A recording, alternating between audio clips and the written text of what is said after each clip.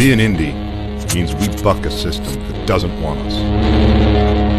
To be a fringe filmmaker means we don't do it for them. We do it for ourselves. To be an outlaw on the fringe means we'll die before we fail. Be an outlaw. Yo!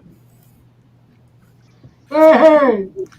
It's Thursday. What the fuck are we all doing? Oh, I remember. We're doing a special show.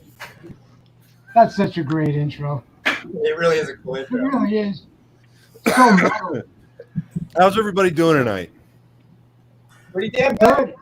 So for everybody paying attention, watching, tuning in, who's been watching us and watching us promote this, you are here for the very first pilot experimental experience of something we're, as of now, calling the Illustrated Word. Romero Pictures, Indie Brigade, the Illustrated Word. We're going to have some fun with it tonight. We've got, of course, we've got Joe Ridgely, the amazing producer extraordinaire. We've got Mr. David Lee Madison, host of The End of the Night with us. We've got Mr. Scott Shiaffo, as you all know him as Uncle Scott, as you've seen him on The End of the Night. And, you know, you also know him from everything else you know him from. But for the purposes of this introduction in this particular episode, you know you are here with Mr. Uncle Scott Shiaffo. And in the center, on the top, we've got Mr. Scott Meaney. And on the bottom right, we've got a camera pointed at a piece of paper. What's everybody laughing at? Are you all laughing at me? I'm going home. Wait, I am home. We thought we'd have a little fun tonight. So Scott Shiaffo has a book, an audio book, and I always get the title wrong. So can you say the title, Scott? Because I always screw up words in it because it's a long title. It is. Vicious Dogs Attack Me in Sleepless Nights of Summer. There it is. There it is. So it's a phenomenal audio book. It's a collection of poems by Mr. Scott Shiaffo, and Mr. Scott Meaney is illustrating the CD sleeve and CD book to accompany the physical media version of the audio book. They've reached a milestone in their project where they are literally illustrating the final frame of this, and we're going to do it live. And Scott Shiaffo is going to be doing some readings from his book. He's going to be answering some questions. Scott Meaney is going to be doing the illustrating live right here on camera.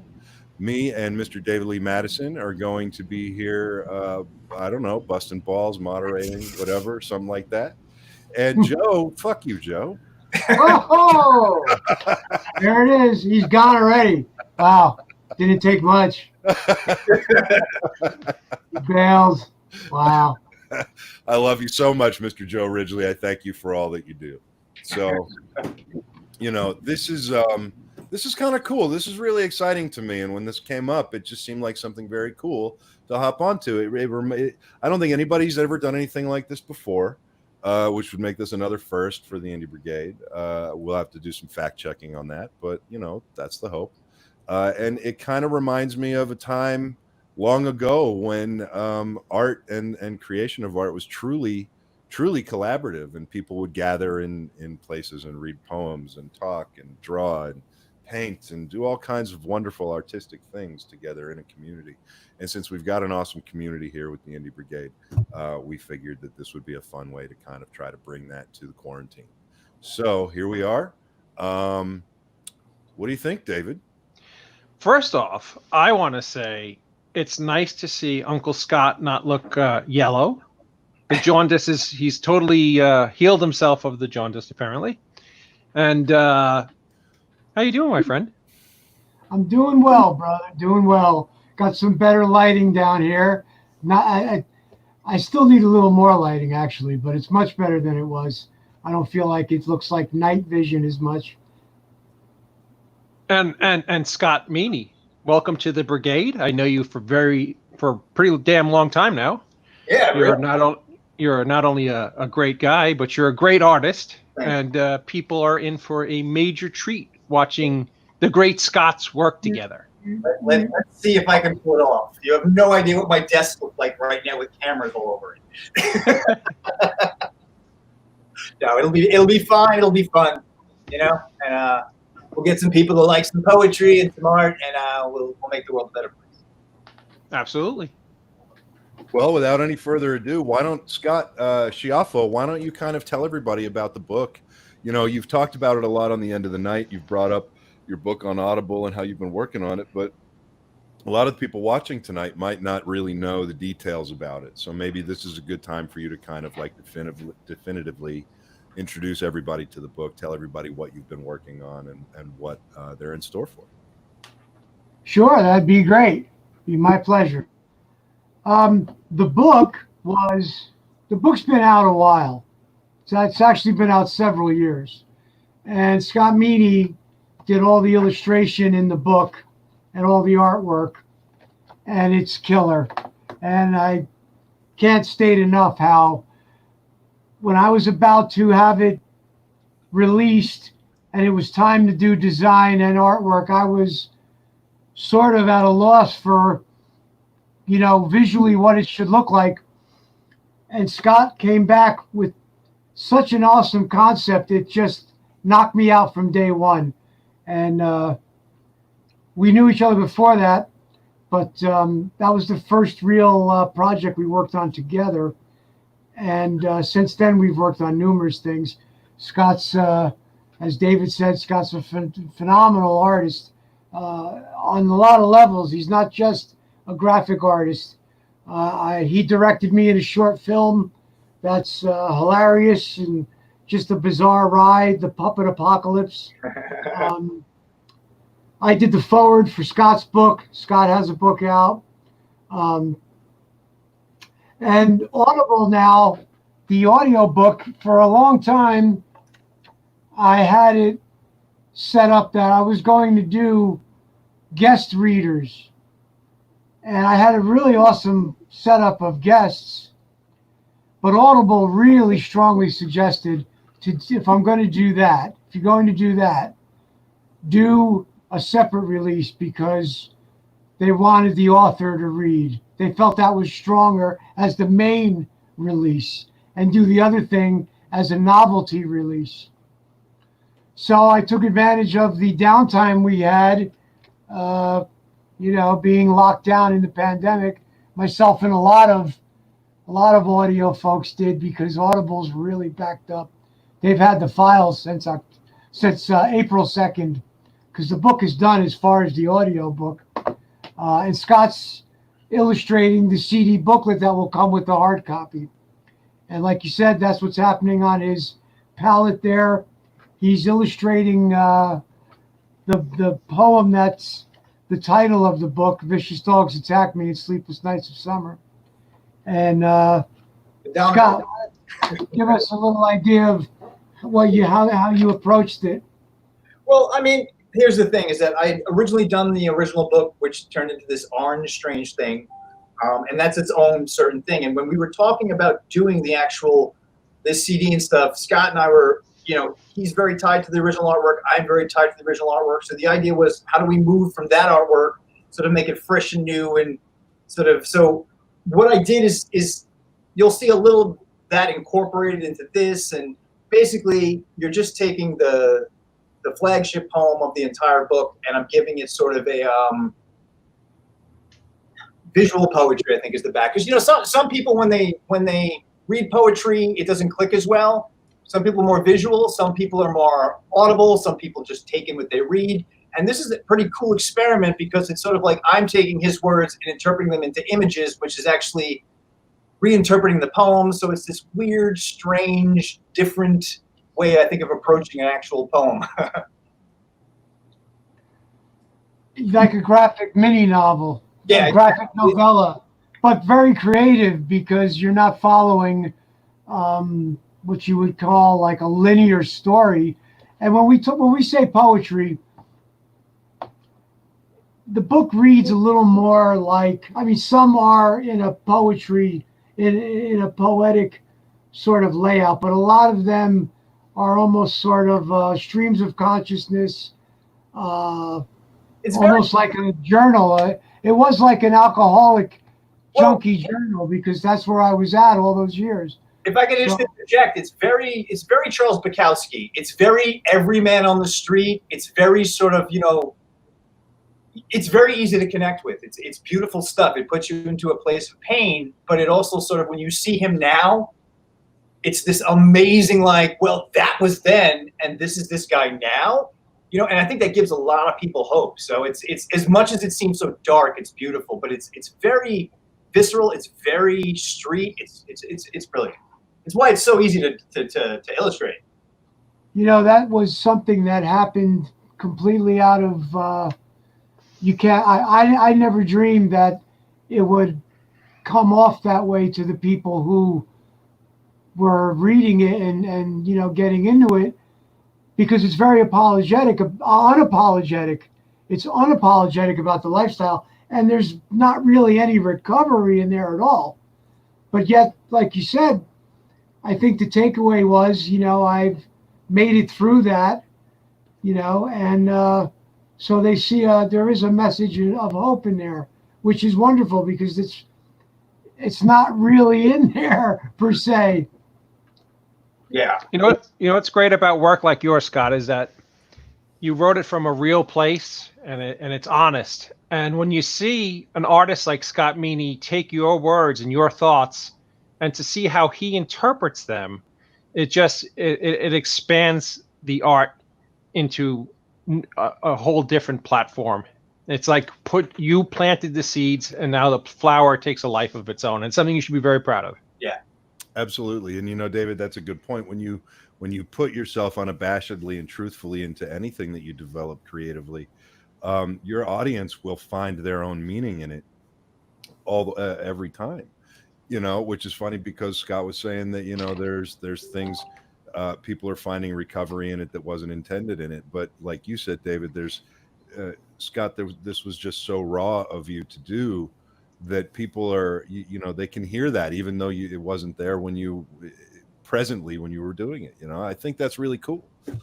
Yeah. I used to say initially when it first came out and I was promoting it, and I was doing a little mini tour of bookstores, because 10 years ago there were more bookstores. They're coming back, but this notion of it being unapologetic about the lifestyle, I would say there's no fiction in the book. And what I meant by that is it really was like a journal, but I used occasionally some fun alliterations with words, but it was a lot of what was really happening in my life. And first of all, he's being very humble about how well it's written. I just have to interject that. No. Like he's just like, oh, it's a journal, and yeah, that may have been the intention. That's not what you wrote, dude. Well, here we are, like. Like, oh, it's a journal, and yeah, that may have been the intention. That's not what you wrote, dude. I mean, the artwork that I've seen is just amazing. Like, Joe. I don't know. I thought I heard. Yeah, I had a little echo. Sorry, I had another window open. I didn't realize I had the live video on another window. No worries. I also wanted to say, George was a beatnik in his past life. That's true. That's funny. I was a New York Knick in my past life. I still have my beret. That's from your guardian angel days. Who you shitting? Listen, seriously, the artwork I've seen is unbelievable. Scott Meaney, you are a phenomenally talented artist. Thank you. And I just kind of want to I just want you guys to get into it and see how it goes. David and I look at some of this stuff. By the way, I need that. Look at that. I need that too. That's that's a favorite. Definitely need that. Look at this stuff. This is That's just my graphic novel. That's my first graphic novel.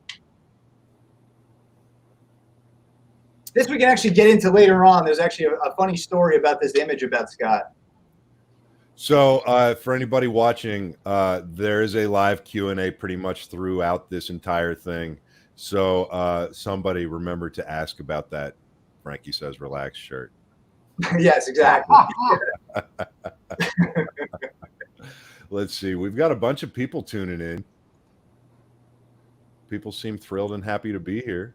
Yeah. So, Hi, Angie. So David and I are just going to basically commentate from the sidelines. Is commentate an actual thing?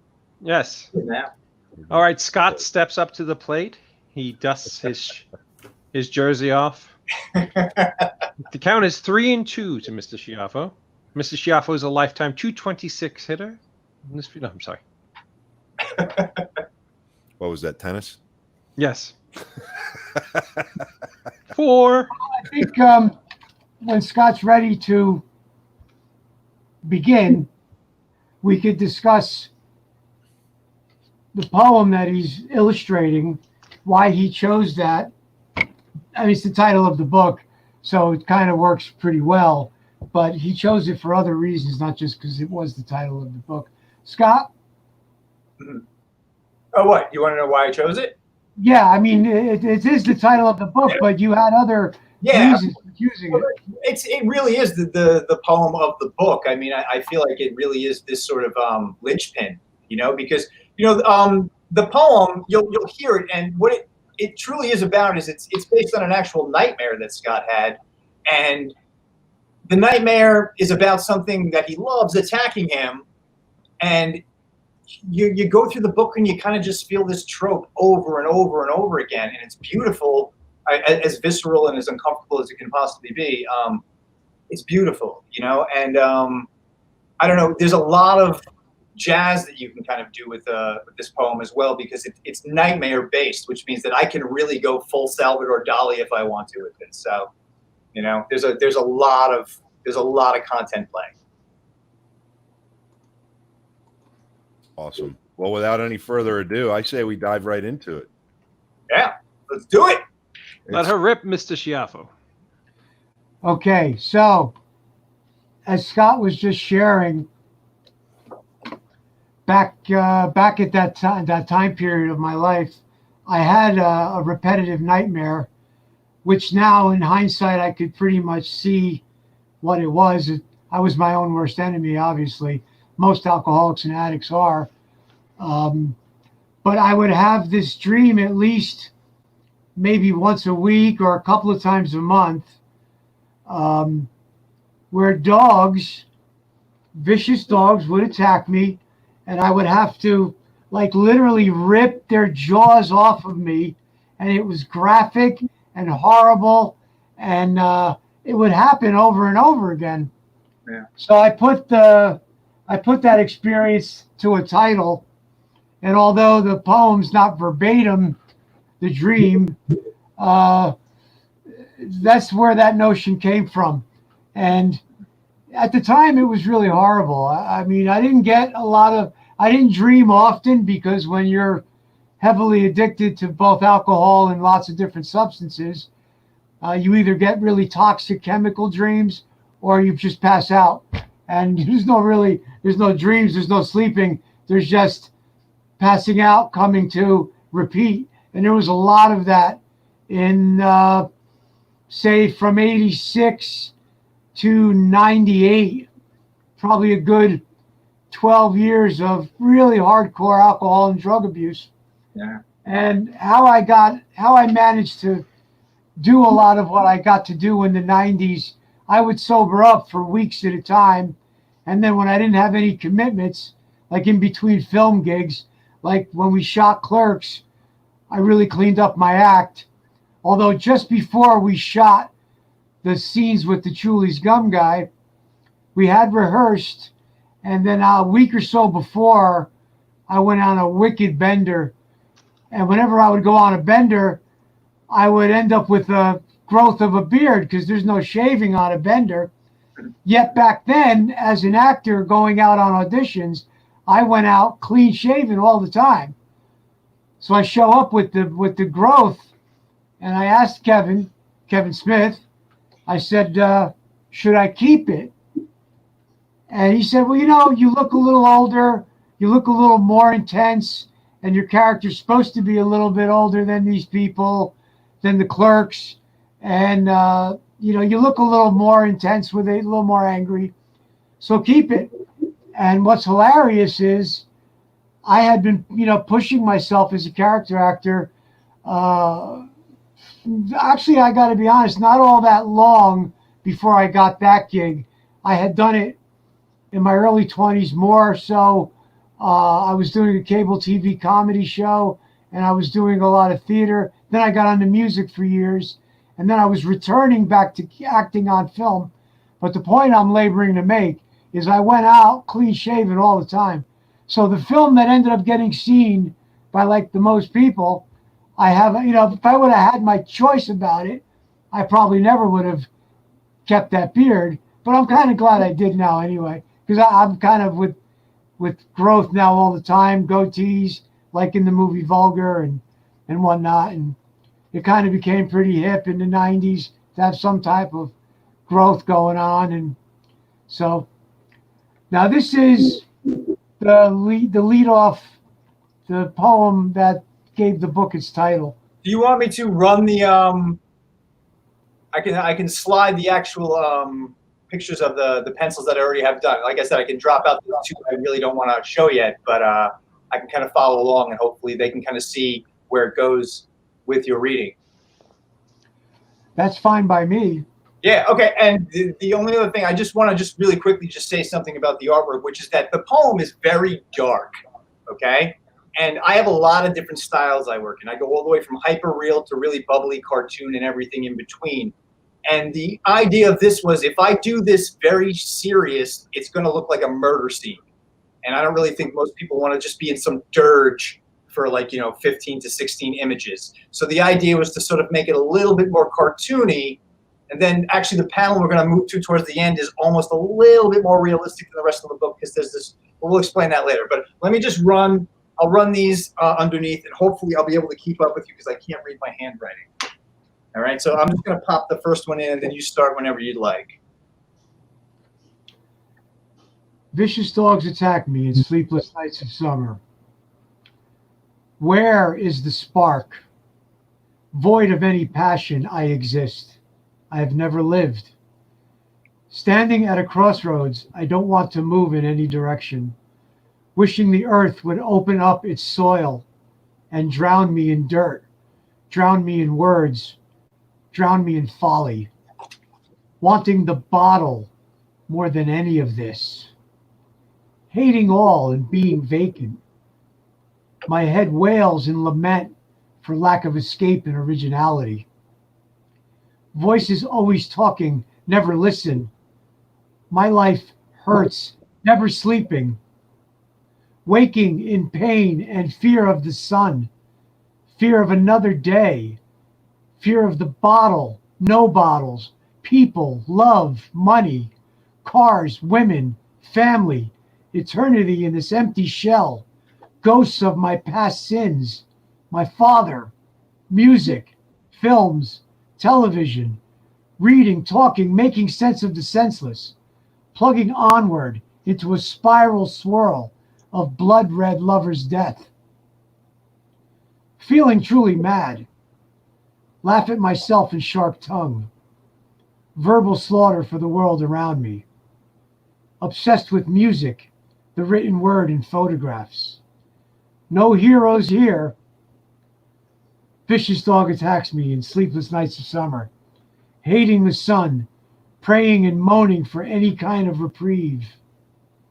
It will never come, only death, and death has a busy schedule. And scene. Yeah.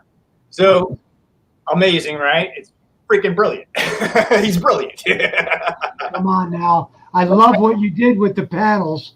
That's the first time I'm seeing it along with having the words like right there. Yeah. Like I said, there's just those two missing, and then the second to last panel, it's sort of taped down, and I didn't want to have to knock the camera angle out. So those you'll have to see, I guess, later on, but with the inking and stuff. But and then we have the final panel. But yeah, like I said, it's this sad, somber poem about something he loves trying to destroy him.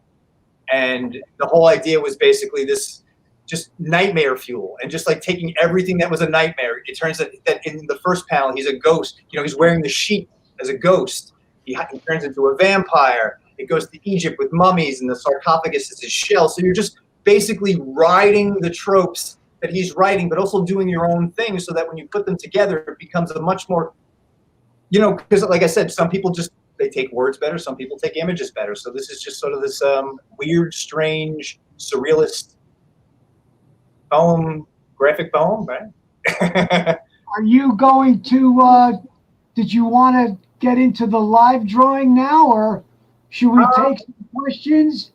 Yeah, we can take some questions first. I mean, I only really need about 20-25 minutes to kind of get this down. I mean, depending on how many questions we get while I'm drawing, but I can do this pretty quickly. Like I said, I chose something for the ending. Again, is more real, is more just of your face, and it's a close up because we had so much going on. I think it was sort of best to end on that anyway, because, you know.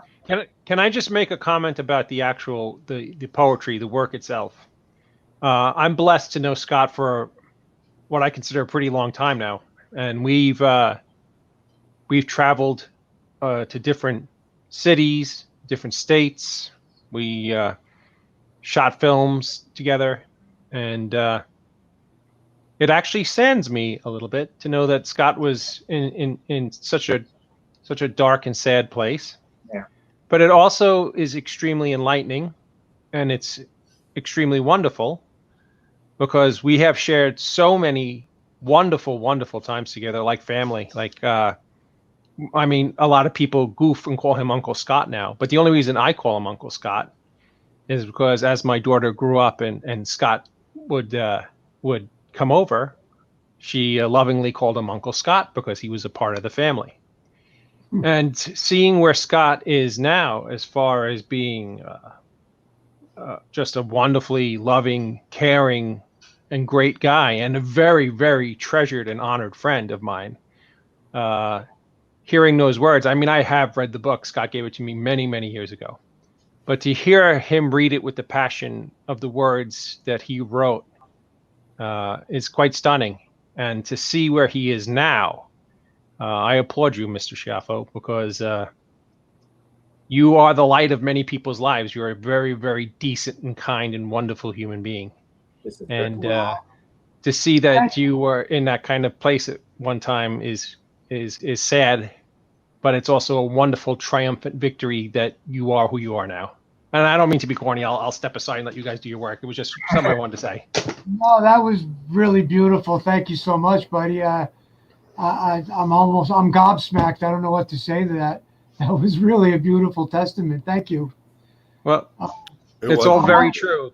It really was beautiful. And, you know, I obviously haven't known you that long, Scott, but I got to tell you, I'm very proud and honored that you're here to be part of the Brigade. So, thank you. I love that you're in the family here, and I look forward to knowing you as long as David has.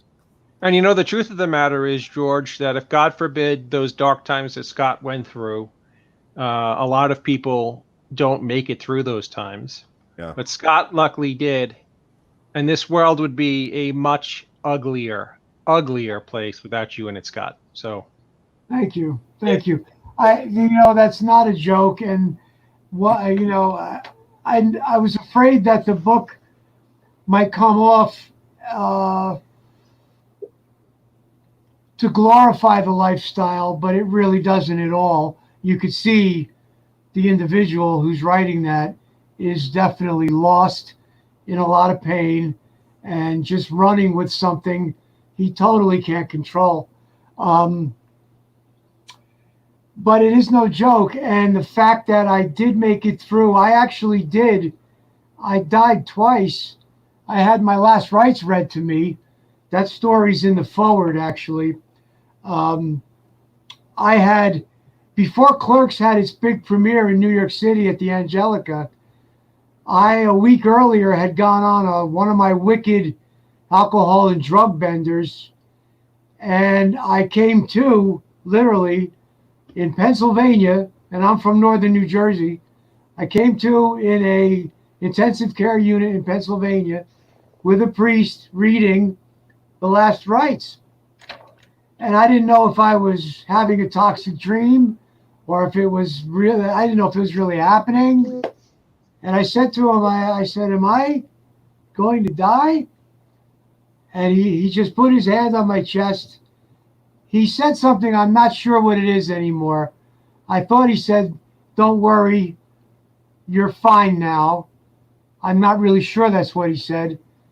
But I closed my eyes. I fell back asleep. They had me sedated because I was beginning to go through some pretty wicked withdrawals. And I had a heart condition even way back then, but I ignored it. And the only way I did eventually sober up, I almost feel it's hard for me to take credit for it because it kind of happened to me in a way that was, I was a full-time heart patient from 2006 to 2010, roughly, literally in and out of the hospital every few weeks. Alcohol was taken right out of the picture, and I was satiated with prescription medications. So that kind of helped. I had a nervous condition because my heart was doing jumping jacks round the clock. I had such a wicked arrhythmia.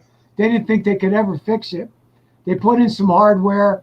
I was getting electroshock. I was getting electroshocks every few weeks, but no booze. And when the smoke cleared, the real beauty of it was the obsession to drink was gone, which I never dreamed that could happen to me because I figured I would die drinking. Because when I would sober up, I was miserable without alcohol. I would walk the dog and stare at the local liquor store and watch people go in and out and be livid that they were able to drink and I couldn't. I would eventually go back to the bottle, and it just got worse every time. And then you add cocaine, crack, every other kind of drug under the sun, and I was really, really on my way out. But the congestive heart failure saved my life. So, Scott, let's be honest, though. You really did die 3 times because you're leaving O'Halloran's roast out of this. Whoa! Nice. See, I thought I killed that night. Yeah, you killed everybody listening. Oh, God. I love you, Scott. You know I'm teasing you. The fact that you just shared all of what you just shared with that story with all of us and with the Indie Brigade, and the fact that you've shared, I think, as somebody put up in the comments, your journey, from then till now, through this poetry, I think is not only a brave thing, but I think it's beautiful. And it means the world to me that you're doing this here with the Indie Brigade tonight. And I do have a question for you, though, because you're a musician. Yes. So what made you choose to do this? Did you ever think, was your first creative thought to go the music route, or was this always poetry? And why was poetry the format that you chose? Was there more of a catharsis for you through poetry than you think through music? Well, a quick answer is yes. And then I suppose idolizing certain people like Burroughs and Bukowski, Keith Richards, Johnny Thunders, like John Belushi, my favorite people, a lot of my favorite people, were well-known addicts. So I always felt like, even though I had the condition, I knew early on, I knew by my middle 20s, I was pretty much not controlling alcohol and drugs, and they were controlling me. But the history of what happened for me was music is my very first passion since I'm a little 5-year-old guy. Right. I started playing guitar around 10 or 11, and guitar was a full-time obsession right up until my early 20s. If I was awake, I had a guitar in my hands. And there was no alcohol or drugs. I was afraid of them because my dad, he didn't live with me. I was raised by a single mother, but he had a bad drinking problem, and he showed up a few times pretty sauced up, scared the hell out of me. And I always said I'll never be like that. And I was far worse because I was not only binge drinking, blackout drinking, but I was pouring every kind of drug on top of it. But that didn't start until my early 20s, the actual abusing alcohol and drugs. And what had happened was I was doing local theater and I was doing a cable TV. We had an ensemble comedy skit group. We were doing skits for local cable access. And when I stopped doing that and started pursuing music full time, eventually I drank my way out of the band because I was just unreliable. And I knew it had to happen because I loved those guys and I didn't want to hold them back. So eventually it was like, hey man, we just can't do it with you anymore. We're going to keep all the songs because I co-wrote all the songs with the lead singer, Jack Fellers, beautiful guy, beautiful voice. But I had to bow out. And I thought I cleaned up my act a little bit.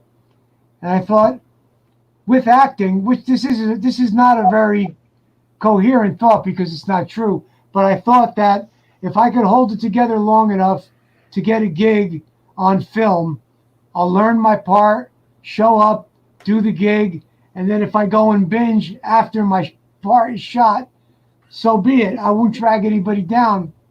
And I never did screw up a film shoot, but in between film shoots, I was a wreck. Yeah. But the writing was something that was an extension of all the drinking and the partying. I don't know why. I felt I had to write down what I was thinking and feeling. And it was almost like a dare, because eventually I would just get so far gone that there was no writing. There was just drinking and drugging. But the writing kept it to where it gave me some kind of creative outlet during that, because I was pretty useless when I was on a bender. That's a really long-winded answer, but that's the answer.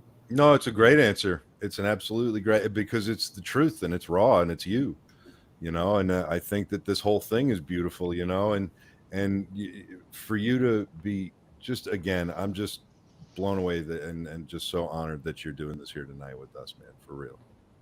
Well, thank you for giving me the platform, and Scott's artwork took it to another place. I think we gave the story.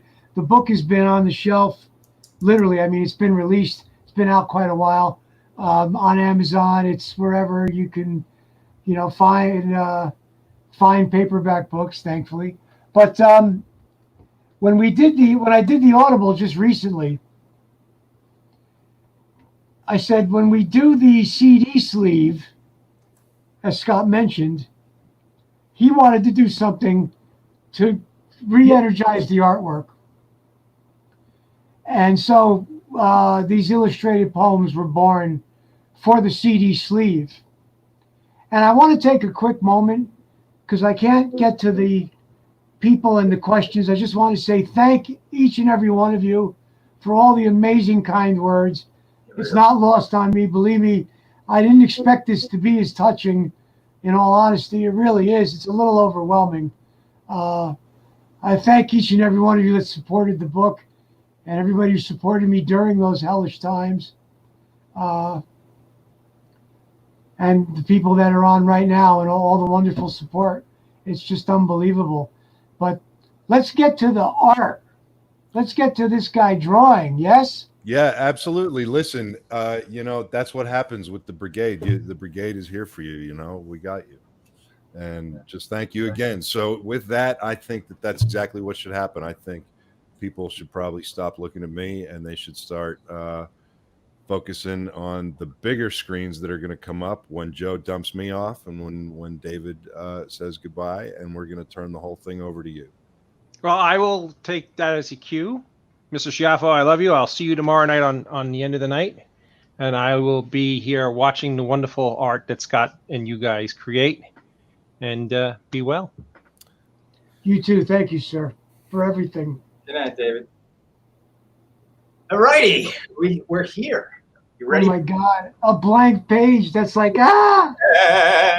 All right. So couple things. There's a delay on this screen for me that is remarkably creepy and drives me crazy. So if I look up, I might mess up. So I may not look at the camera too often because underneath there is a. Gotcha. Okay. Scott's going to answer questions about the book, about the art, about all that other stuff, correct? And Right.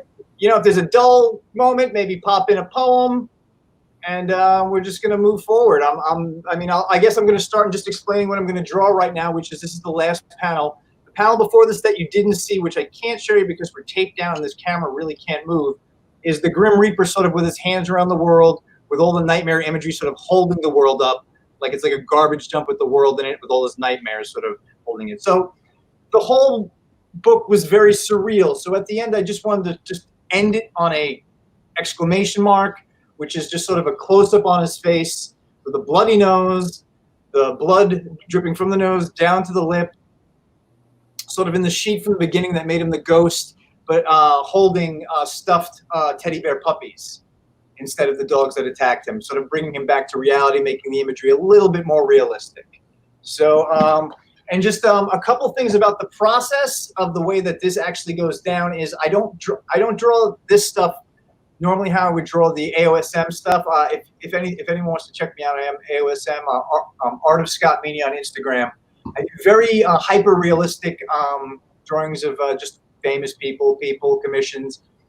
And it's my own style, and it's very realistic. This is not realistic at all. So what we're actually going to do here is this stuff is, oh yeah, exactly. That's the more hyper-realistic stuff. That's Pan's Labyrinth, Egon. And this, you see, these are all drawings with light. It's a very odd style, you know. It's all about sort of making them 3D. And actually, when you see these in person, there's a layer that doesn't scan in that sort of pushes them out. It's a very subtle layer. Yeah, that's the crowd pleaser right there. But that's giant. The other one's usually 11 by 14. This is like 24 by 36. It's freaking enormous. And that's all done with the tiny pencil. So, so basically, we're drawing Scott now. It's a close-up on his face. And you're going to see me erase a lot because the way that this works is it's sort of like jazz. I'm going to go in and I'm going to start drawing something. And it may, because I erase or I fuck up, I'm going to see a ghost line in here. I'm going to see something very bizarre in here. I'm going to be like, you know what, that makes me think of this because it's sort of the free form that poetry is, which is, I'm not really linked to my storyboards. I'm going to show you something really funny. All right, I showed Scott these, what my storyboards actually look like. They're the worst looking things on planet Earth, all right? And you guys can just literally tear me an ass for this shit. So, all right. Well, yeah, here we go. Look at this shit. That's the ghost one with the Pac-Man ghost. We don't know what that is. Yeah, this is, you know, that's a guy in a bottle, I swear, that you saw before. It's garbage. But you know what it is that when you're it's like directing a film. You know, you're interpreting something so fast, you want the ideas to go. I mean, even if you look at the panels up here, I don't write his full dialogue out. I write the first 3 words and then the last 3 words of the line so I can spend more time on the artwork because, again, this is a lot more like jazz than a lot of the other stuff that I do. So I'm going to jump in. I'm probably going to fuck up a lot. We're going to use those fuck-ups to move forward. Schiaffo's going to talk, take questions. He'll read, whatever the fuck happens, and everyone just have a good fucking time. I'm done. Let's go. We'll start with So I want to quickly share once again, Scott, the way he showed you the storyboards, and he approaches it like a film director, and that's because he also is a director. We did a short film together. That's one of my favorite pieces. It's on Amazon. It's called The Puppet Apocalypse, and it's got puppets, and I turn into a puppet at the end of the film, which is hilarious, and alien puppets come down and take over the world. Crazy, fun stuff. But the guy's got so much vision, it's almost scary, which is why I knew when he was going to tackle this, it would be pretty special and pretty awesome, because the artwork in the original book is a little more on that realistic tip. This is a lot more kind of like he's drawing a dreamscape. And it's amazing to see how he goes about his business. Yeah, this is, You know, and this is a project that you fucking dream of because, again, you know, you're used to working to people that are so micromanaging. And I really, you know, I mean, working with Schiaffo, I mean, like, there's really no conversations we have. You know, it's sort of like, oh, I'm going to do this, I'm going to do that. It's sort of like, just fucking go. You know, like we're pretty on the same page. Even when we were, you know, like when I was directing the Puppet Apocalypse, it was he was just very easy. He was like leaning into somebody and just being like, you know, this is what I want, and then like he would just go on camera and sort of like just melt into that freaking part. It's really fucking impressive. Thank you, brother. Wow, Okay. so many amazing comments. Thank you all so much. All right, so Anna just Marie, thank you. what I'm doing now is this is something I tend to do. It's just a little thing that I do, which is I've been doing since I was a kid. I kind of like it better that way because, again, you kind of find these happy accidents in the lines that you didn't see originally. And my Adobe Flash Player wants me to do something, and that can go screw itself. All right. Thank you, everybody, for all the wonderful feedback. Damon, thank you, sir. Lance is in the house. Lance! Spoilers. Actually, you know what, Lance? The Puppet Apocalypse from Jump. I mean, you know there's an alien invasion, and then you find out pretty quickly the aliens are puppets. So, but I did kind of give away another thing, which I won't repeat. But yeah, it was a lot of fun. And Scott not only directed the film and co-wrote it with another fellow Staten Islander, Christopher Lodondo, but he created all the puppets. Yeah. And he also did puppets for Comic Book Men and whatnot. He's an amazing artist. He's a real raw talent. He's the kind of artist that whatever the medium is, he throws himself into it, and he's got vision. That's all I could say. He's got vision far beyond how I feel the way I work. You know, I conceptualize a character. I try to bring it to life for the camera because that's a very special type of art, acting for film as opposed to acting for the theater. And I love film. I grew up loving film and music. So I was able to marry those two things together. But what Scott's working on now is the final frame of the Vicious Dogs poem, which will be in the booklet. Without a net, there's no pre-draw on this whatsoever. I'm just pretty much going in cold. I tend to reference, I always reference the first drawing I did. I never really go to the one that's before it because I feel like the first drawing is sort of like, if you just do the first drawing, your continuity will look pretty intact. I mean, if you're going to turn the head left or right, that's when you kind of get into sketchy, weird things. But, yeah, all right, whatever. Sorry, I'm fucking up this nose over and over again because I'm trying to do 75 things. Okay. All right, we can go. But why don't you, you know, if they're not asking questions or anything, you can, Nick, I still have a copy of Pee Pee Face and Super Bee somewhere. Yeah, I did an old comic book back in the day called Pee Pee Face and Super Bee. Look it up. It's offensive as hell. Yeah, okay. Really sweet, guys. I'm so glad you're all here. Thank you, Nick. Yeah, the Audible book is kind of stuck in quality control land because, like myself, a lot of audio artists took the downtime with the quarantine to get in the studio and really bang it out. And that's what I did. But lo and behold, now they're backed up on their quality control because they can't release it until they literally listen to it. And that's a lot of audiobooks they've got to work through before the audiobook comes out. That said, the CD hard copy, which is what Scott's doing the booklet for, will probably be out before the Audible for all I know. Because the Audible was supposed to be 4 weeks, but that's going back to April 2nd. So who knows? But I do appreciate all the support for the printed book over the years. The fact that people can see through that it's not just, my biggest fear was that it would glorify a very destructive lifestyle.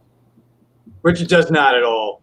I mean, No, like it doesn't. David said, It like, doesn't. David really hit the nail on the head, and I think that's something that you really do have a tendency to. I think we all tend to glaze over is that you went through it and you're over it, but when people fucking hear that, they're like, dude, you went through this. I fucking love you. And they feel it. I gotta say it. I said it earlier, but I almost feel guilty for how I came to actually be sober. Yeah, but I always say, and I always say this, is that it's a really easy thing to say, but in the end, you did all the work, dude. You went through it. Your body fought. Dude, you could have made so many other bad choices. Like, dude, we all did. I struggle with addiction. I struggle with everything in my life. And you know what? There's a lot of times where I can be like, oh, the universe did this, the universe did that. But in the end, man, as much as you want to say you woke up and you just didn't want it, there's a reason you didn't want it. I don't know, man. I struggle with my spirituality. I was raised Roman Catholic. I kind of strayed from that big time. I did pray back in the olden days to have the obsession be removed, because it's the obsession that was killing me, because I would sober up. And like I mentioned earlier, I was miserable sober. Yeah. Miserable. And I would always go back to the bottle, and then eventually I'd go back to the streets, and I'd go back to all the drugs. And the smoke cleared a few years after being a full-time heart patient. And I realized, wow, I haven't had a drop in almost 3 years. But most importantly, I didn't want to drink anymore. Yeah. I really was like, it was a take it or leave it, and it was easy to leave it. Yeah, no, I mean, listen, I understand what that's all about, I mean, like, it's a really difficult thing to go through when your emotions are so tied to a fucking substance, because, so many things have either gone wrong or you fell into it. So I get it, man. But again, I'm just going to go back to what I really believe, man. I've known you for a long time. And the one thing I do know, man, is you're strong as fuck. And on top of being strong as fuck, man, like, you're very fucking humble. And you're being very humble about surviving something that a lot of people do not get through. And that's amazing, dude. It's amazing you can do that. Well, all I could say is thank you. And thank everybody who's here with us. That's so awesome. Yeah, honestly. Sean Smithson, yes, Sean Smithson, be my guest to do whatever you like. That Facebook profile picture, that was, oh God, and now his name is slipping me. How's this looking, by the way? I'm sorry to interrupt, but does it suck? Because you got to. No, it doesn't suck. Okay, good. It Okay, doesn't good. suck at all. All right, good. I don't know, man. Okay, because people don't seem to understand. I sent you the picture before, but like right here is a gigantic tablet filming this, and then there are two lights coming in this way. So there's a bit of obstacle. So I'm trying to draw around stuff tall. Honestly, I'm enjoying the fuck out of this because it's difficult. Just you're getting called out for your mouth. Yeah, I have I really have a really bad mouth. And is that, I know exactly who's doing that. I think it's family members. Yeah, no, It's people. some close friends. Yeah, fuck them, right? All right, whatever. Now they're good people, and I know who's calling me out on that. And that person has a worse mouth than I'll ever have. There's a couple of people calling you out, but hey, it is what it is. All right. Well, I'm sorry if people don't want me to curse, please. I'll more than happily watch my language. I have a very bad mouth, and it's from living in New York. I think my entire freaking life. It's funny. There's not, surprisingly enough, there's not a lot of foul language per se in the book. Yeah, that's true. I mean, there's a couple hard hitters in there. Don't. Yeah, there is. But for the most part, there's not a lot of foul language. A lot of it is just like a journal. Yeah. Like a junkie journal. It really is. That's how it always read to me. No, yeah, dude, it definitely reads like this really sort of solid job. But like I'll always say, it's sort of like the next work of Bukowski, you know. Like I really do think that, because it really is just this human. I mean, you know, you listen to Bukowski, you know, and it's not all these wonderful, you know. I mean, Bluebird. You read Bluebird by Bukowski, it's a beautiful poem, but you know, he's just talking in a voice that isn't the way normally people talk. He's just choosing words to sort of to give brevity to sentences, you know, and you're just very good at that, you know. Can I say you know enough? Carrie Werner, who I'm blessed to have in my life. Thank you so much, sweetheart. She's saying Meaney makes it look easy. Oh, thank you. Thank you. That means the world to me. Because honestly, like I feel like I'm blowing this. Not gonna lie.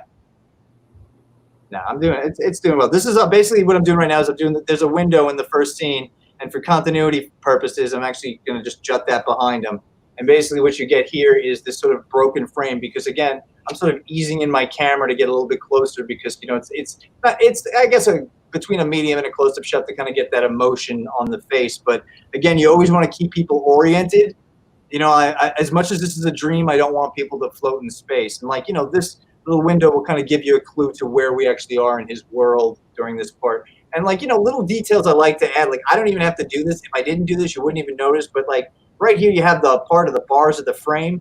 And I'm actually just going to give this a little depth by just chalking in a line here and here, right? And it kind of just pops that line out a little bit more. Wow, look at that. You know, and then and depending on, since the camera's going up, I'll put the line on the bottom really thin. If I can get it in there, you know, and you kind of get this nice upturn stare, and then I'm going to angle. And now what's funny is that this line sort of juts down a little bit because we have some depth going, and then I'm actually going to pop. And normally what you should do is go like this, but the eye won't read it correctly. So I'm actually going to reverse the angle and go up a little bit and make it, and it's going to look straight, and it's not straight at freaking all. And then again to the side of the window pane, you're just going to kind of drop and jut, you know, bring that out, and then right there, and I fucked up. And sometimes you need an electric eraser to get in this. Okay. But now, Scott, Meaney's hands look like Peter Gabriel's sledgehammer. okay. And Bo Chaplin getting an American Splendor vibe. Very cool. Yeah, man. Well, that's what, you know, and again, you know, those Harvey Pekar books that like Crumb did and all those other people, like, you know, the great thing about Crumb was he was so not realistic. He was so over the top. You know what I'm saying? It's pretty brilliant. But again, I'm trying to ride that line of like, well, this isn't, you know, Disney, but this isn't Marvel, and this isn't the AOSM realistic stuff. It's sort of more of this middle ground. And then, you know, when you actually see the other versions of Scott, there's a little thing that kind of goes on. If I can pop through, I'll just show you really quickly. I'm sorry, I stole my shit. But every time you see Scott's face, most of the time his eyes are closed, okay? Because he's in a dream. Then the only time you really see him open his eyes is when he does open his eyes, you wind up getting these sort of really cartoony, over-the-top, just black dots. And when you move in towards the end, you're actually going to get a much more human and realistic version of what he is, where the eyes actually wind up getting the sclera. You get a little bit more of a pupil. The eyebrows become a little bit more defined. And then the casting, the last sort of human element is this drop of blood that's sort of dripping down the nose to the mouth, which is like, you know, when I'm human, I'm not broken, but I'm frightened by the things that are sort of soft and that I cared for my entire life.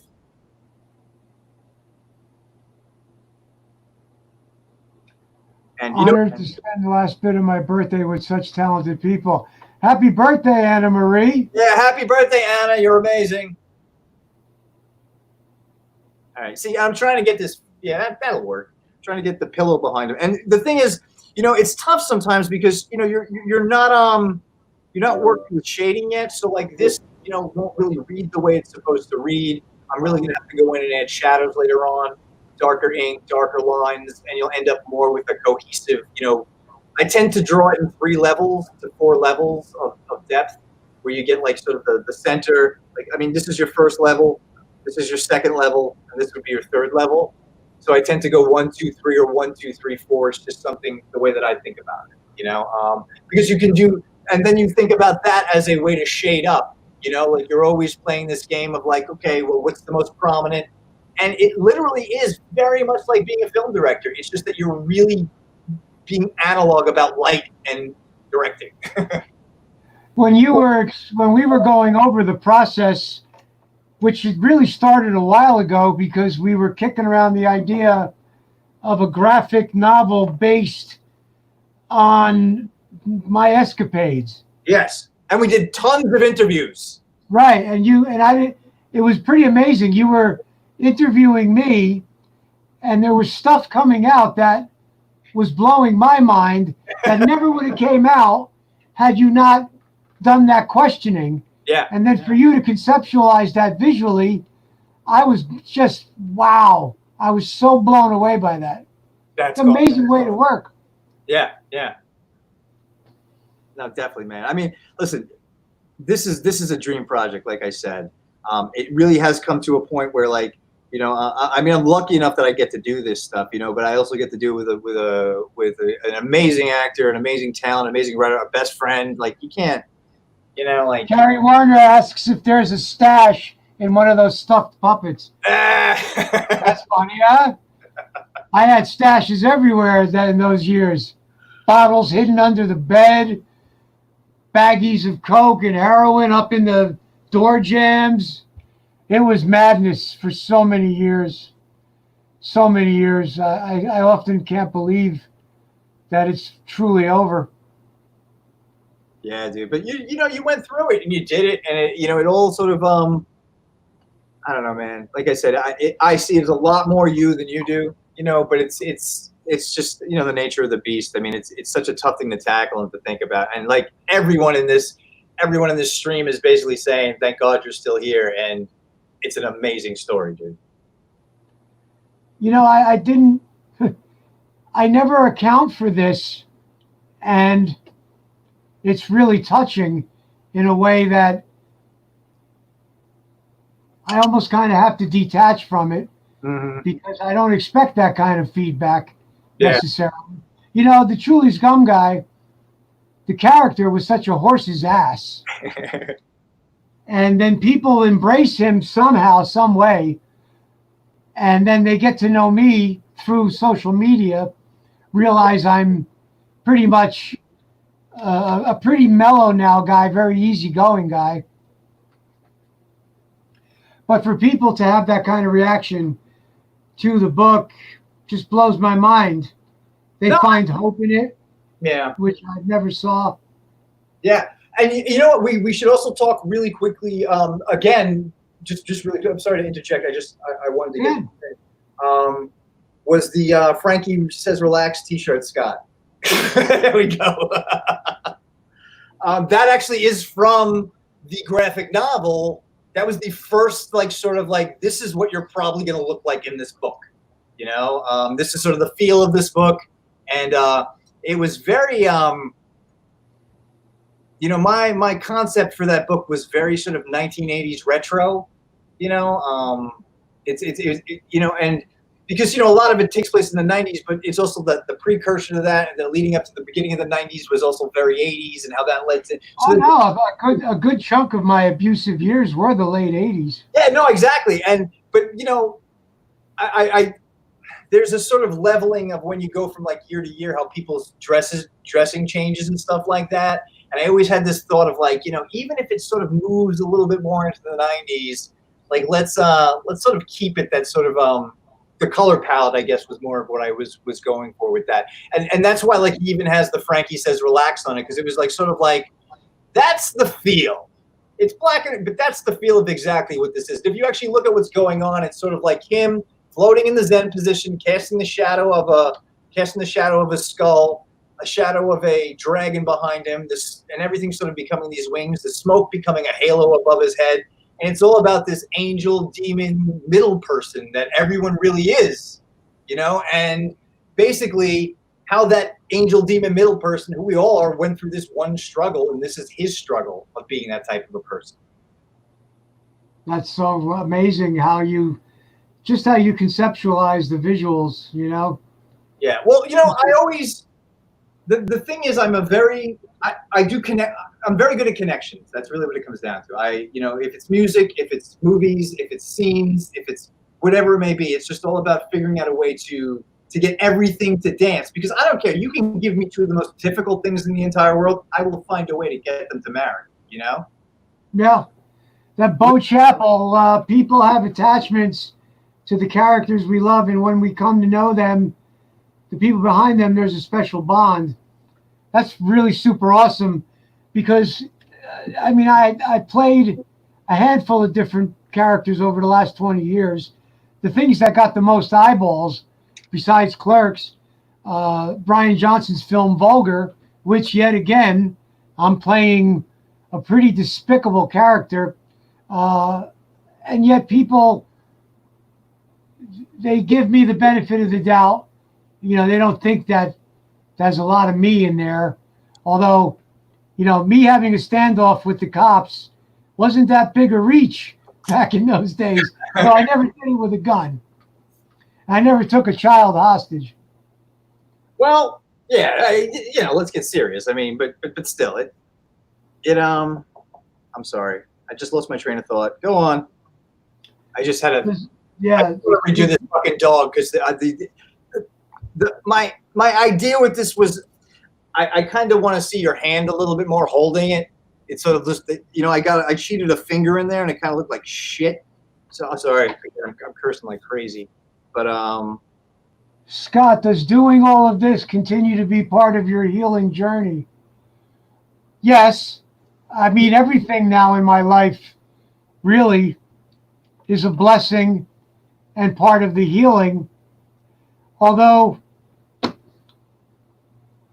I gotta say, having the obsession to drink lifted was a gift that's just mind-boggling to me that it happened, because my obsession was deep.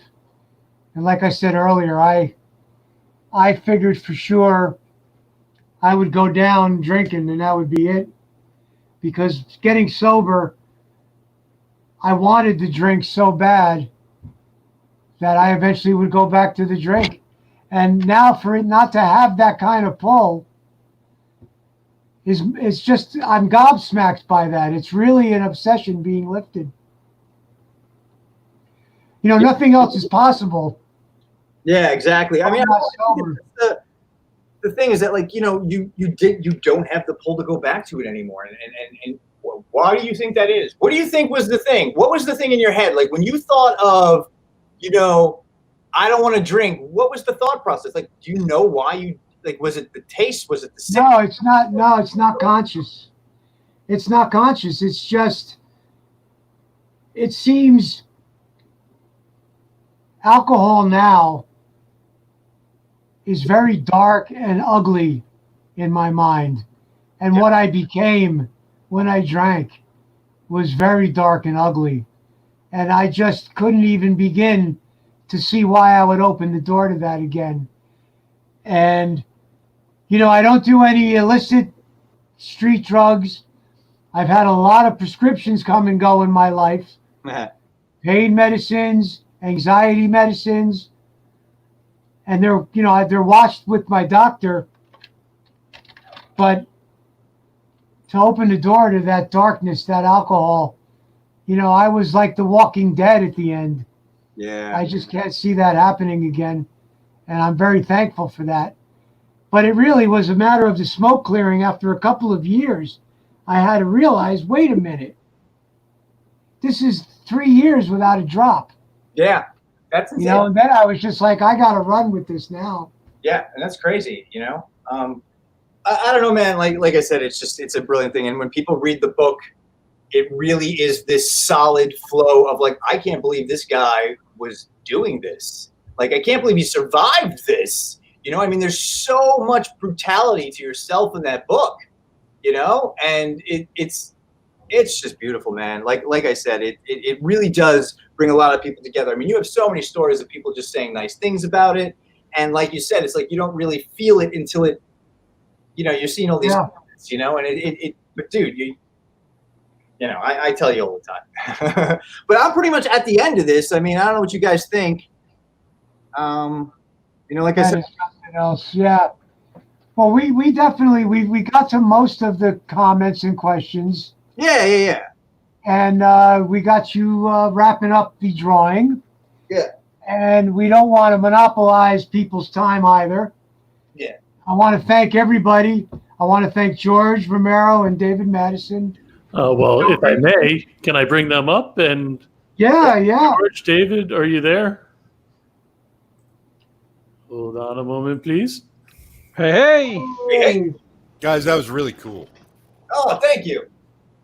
Well, I want to thank you guys for bringing myself and Scott Meaney into the mix. And I can't say enough about him as an artist. If you consider doing an art corner or an illustrated word corner, that would be the guy I would say you got to go to. Because he's just amazing. Definitely a talented guy. Thank you so much. I really. Bye, guys. Yeah, some people are saying bye, so it's getting late. Whatever you guys want to do, you let me know. Wrap it up. We just said honestly, it was an honor to do this. Thank you, everybody who stopped by. Brilliant, and it's just really nice that people care. And we're in a time where we need art more than anything. So let's just all go out there and be creative. Right, we need the positivity. I mean, the world's on fire, man. It's just nuts. Yeah. I'm going to start by making chocolate chip cookies. Step one. There you go. Well, thank you, well, guys. Thank you, everybody. Thank you. I'm starting to lose my voice. I'm going to head off. That was a wonderful show, guys. Thank you all. Everybody, thank you for tuning in. This was spectacular. Hopefully we could do more things like this in the future, George. I think so. And me and this schlep will be on tomorrow night, so make sure you join us again. And that schlep too. You need to say goodnight to the people. And that schlep You're being over there asked too. To say goodnight. Good night, guys. Thank you, Scott and Scott. This was spectacular. Thank Good you, night. Everybody.